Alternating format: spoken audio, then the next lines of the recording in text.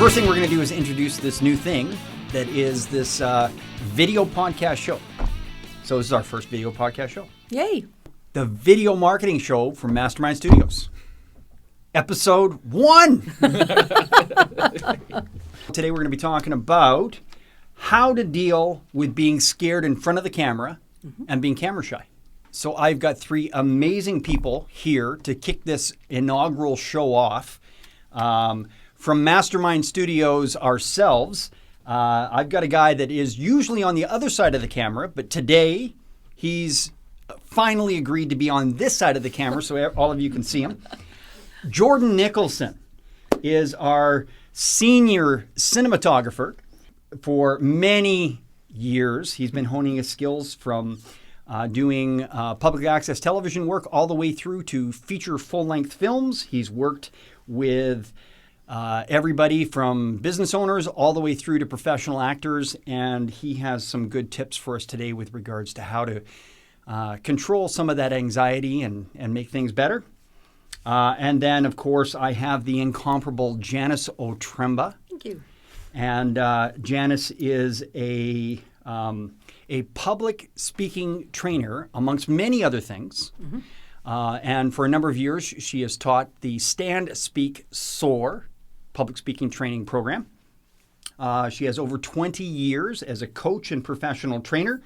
She's been a radio talk show host, and I could probably go on and on and on, but the bottom line is she really knows how to get those butterflies you feel in your stomach flying in formation and get you firing on all cylinders. And so she's going to be sharing some thoughts and some ideas with us today. And then I have got our number 1 guinea pig that's been with us for a couple of years as well. He is an amazing, what we would call a modern realtor. And he's a trainer for the real estate industry. And for the last couple of years, Jeremy Reed has been working with us at Mastermind Studios, doing videos for Jeremy. Started off with some smaller videos just from a business profile perspective and get Jeremy kind of used to the idea of using video, and we kind of created a monster, and now we're doing webisodes and we're doing shows with him, and he just keeps wanting to go on camera and being a media whore. So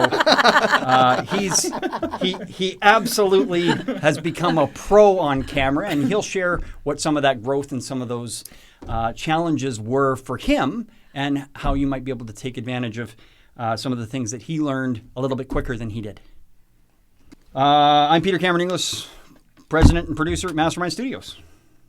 Let's kick it off by starting with the problem, right? That's probably a good place to start. Yep. The problem is that a lot of people refrain from even considering video as a marketing idea or a marketing tool for themselves because they're just way too scared to get in front of the camera. Camera shy, they're scared of the camera. So before we talk about the solution, let's talk about where that problem comes from, and let's kind of stick that knife in the problem and twist it and really get an idea of what that's all about. What is the problem? What are people scared of? Jordan, let's start with you. All right. Well, from my experience and what I see is it's a lot of people wrestling with their own insecurities, really, is what it comes down to. It's a natural thing that we all feel. At least I've never seen somebody that doesn't, at least in some way. Even someone such as yourself who knows how to control it, you probably still feel something there somewhere. Yep. And it's just a matter of being comfortable with that, being okay with it, and knowing that everyone else feels the same way. And I don't think most people are going to judge you on it.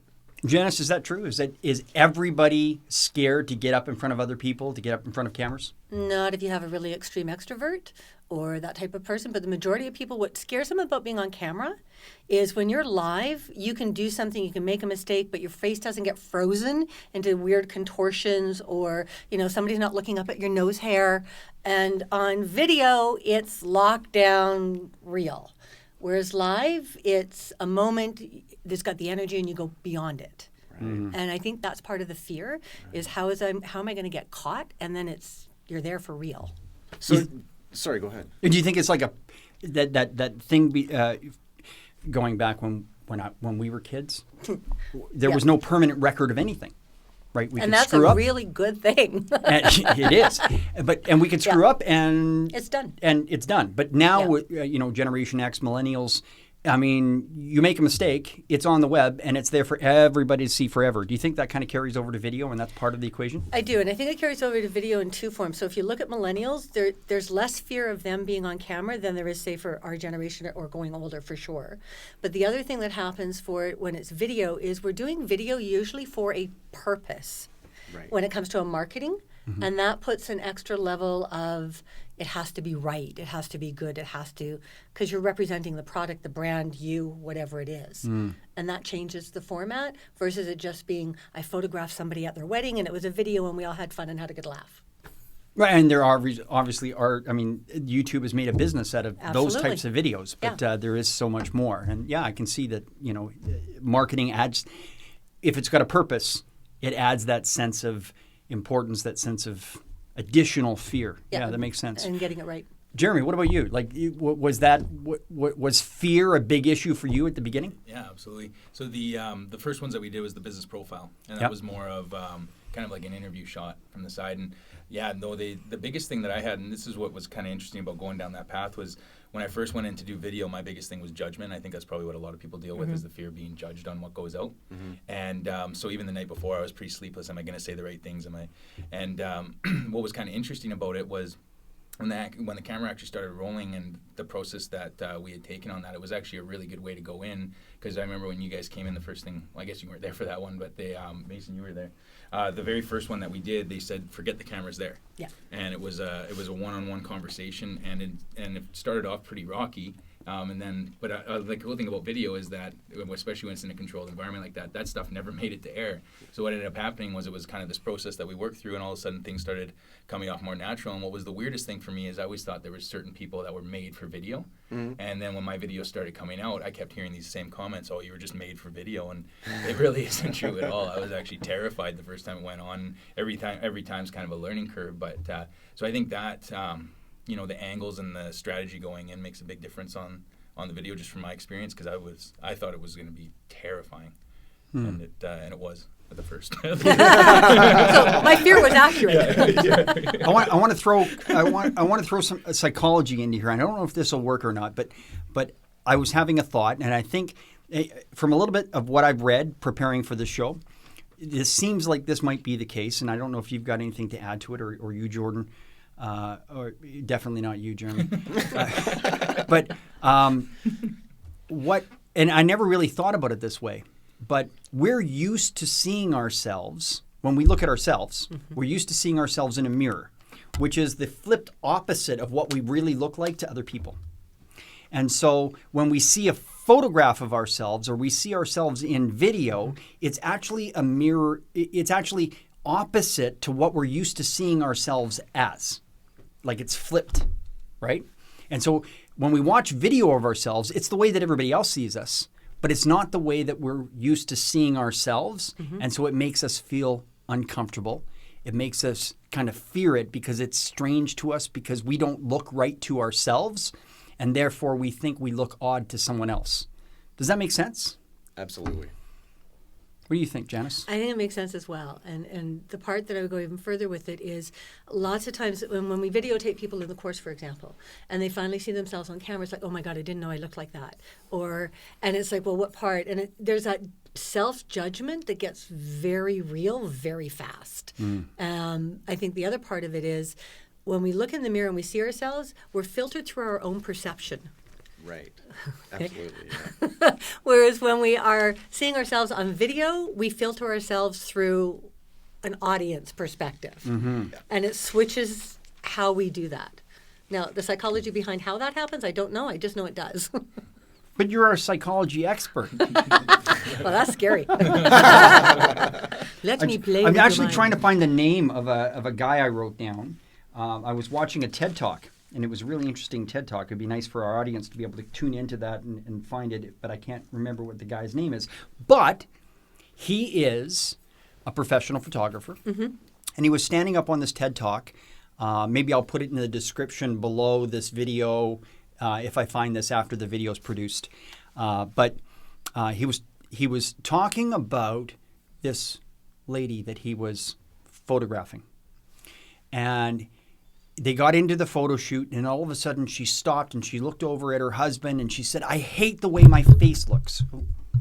I hate the way my face looks." Mm-hmm. This was a photography shoot of Miss Universe. And what that said to me is it just goes to show you everybody is their own worst critic. I mean, this woman is drop dead gorgeous. Mm-hmm. But she hates the way that she looks. And so I think that a lot of the fear that we have about the way that we look, Yeah. speaking to what you were talking about before, is just we are our own worst critic. And we perceive ourselves a whole lot differently than everybody else perceives us. Absolutely. Yeah, and that's true for when we're speaking, talking, as well as when we look, or the way we look. And there's also that place where you'll hear people say, when they see themselves in a picture, "Oh my God." Because when, again, they're looking at themselves in a mirror, there's a filter of, well, this, I didn't know I was that, this. It's because we filter. Yeah. And we self-regulate to make it work for us. Yeah. So is there anything, like when you have someone that you're teaching to speak up in front of a group of people, what do you say to them to help them with that? I mean, obviously it's a natural feeling. We all feel it. Yeah. But how do we combat that? How do we deal with that? It's self-management. So it's taking yourself into the mindset. You're absolutely there for your audience. And if you connect with the message and the audience and that part of it, you can start letting go of, well, my pants are too tight, or I wonder if my shirt, did I tuck it in after? Like all those other little things that happen, you start letting that go. So the level 1 self-management comes into play. So I'm out of the picture. I'm just here to connect. Right. And that starts to make that shift. So focus on your goal, your passion, the people that you're talking to. Yeah, it's all about them. And don't focus on yourself. Correct. Yeah, I like Yeah. that. Awesome. That makes a lot of sense. Jeremy, what have you done? Obviously, you felt a little bit of panic. You felt those butterflies. Yeah. What have you done to deal with that fear of judgment that you felt before and that type of thing? See, mine's a little bit different because I don't really have a psychology background. So for me, it was just when we did that first business profile, that's where a lot of my loyalty comes from you guys, is that there's just a trust there. So, like, I would imagine that if I were to go back and just look at the unedited version of all the episodes we shot, and I don't want to do that. Exactly.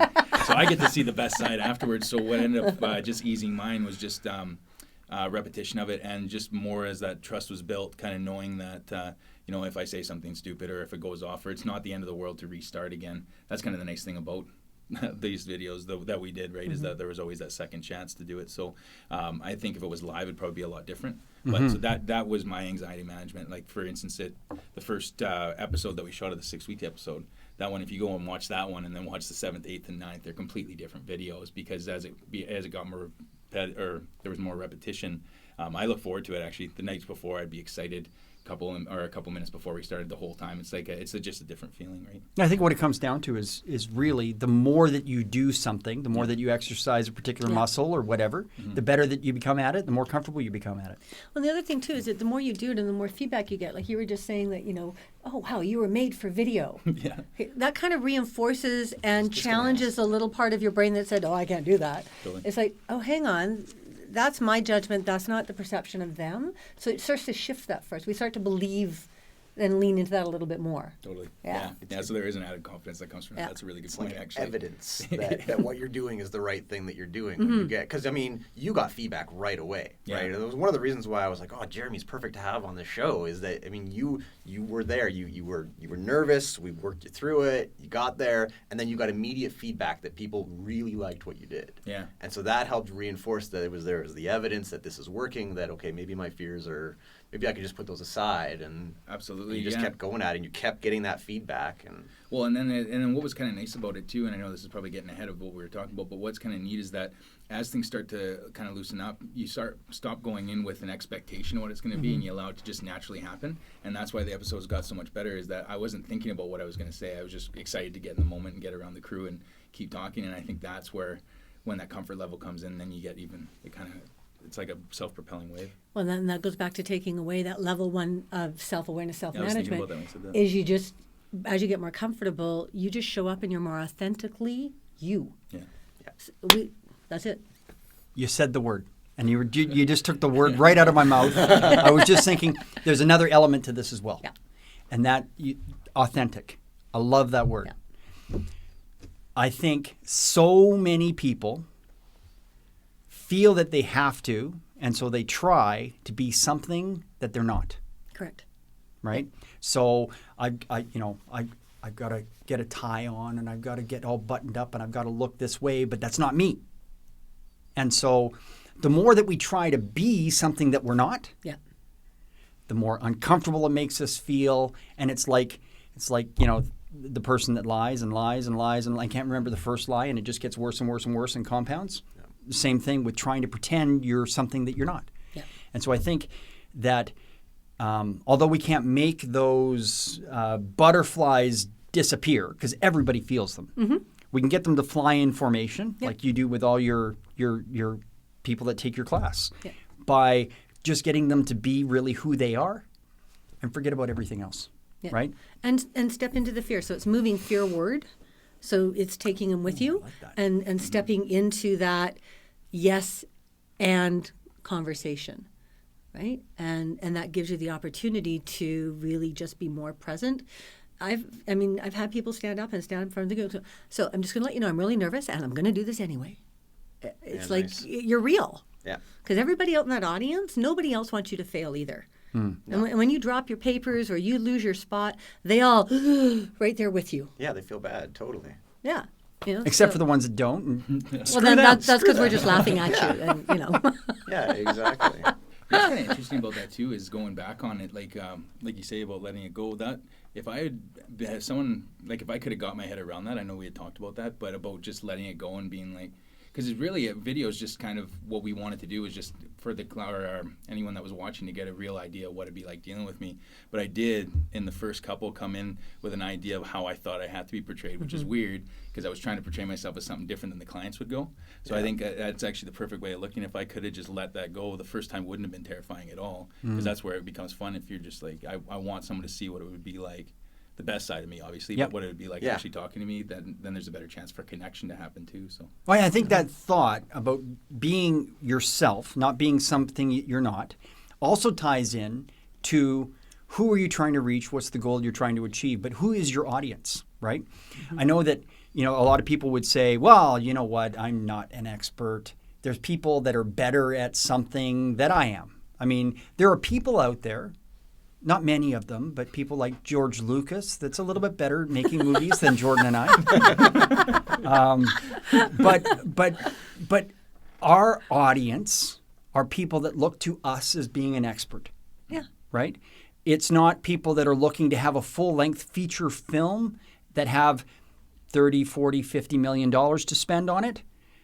They're not actually our audience. So we shouldn't be trying to cater to them. And I promise you that George Lucas is not as good as we are at working at people who are not good on camera.